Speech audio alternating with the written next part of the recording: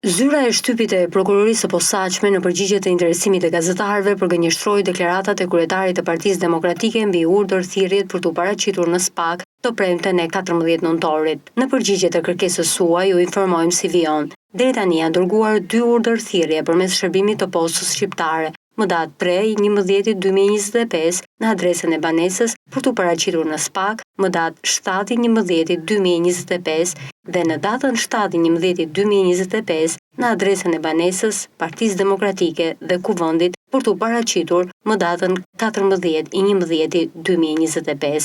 Urdhërthirrja e parë e dërguar në banesë më datë 3 nëntor 2025 është kthyer mbrapsht në prokurorinë e posaçme me shënimin: rojet janë autorizuar të mos marrin asnjë zarf. Pas këtij konstatimi, prokuroria e posaçme ka vijuar me dërgimin e urdhërthirrjes në 3 destinacionet: Banesë, Partia Demokratike dhe Kuvend, më datë 7 nëntor 2025. Më datë 9 nëntor 2025 është refuzuar marrja e zarfit të dërguar në banesë, ndërsa më 12 nëntor 2025 Shërbimi i burimeve njerëzore dhe trajtimit të deputetëve në Kuvendin e Shqipërisë ka njoftuar se marrja në dorëzim e njoftimit është refuzuar nga stafi politik i grupit parlamentar të Partisë Demokratike. Përmes shkresës është sqaruar gjithashtu se njoftimi për urdhërthirrjen është dërguar dhe në adresën zyrtare të emailit të zotit Berisha. Prokuroria e posaçme do të vijojë zbatimin e parashikimeve ligjore për njoftimin dhe paraqitjen e personit të thirrur sipas afateve dhe detyrimeve të parashikuara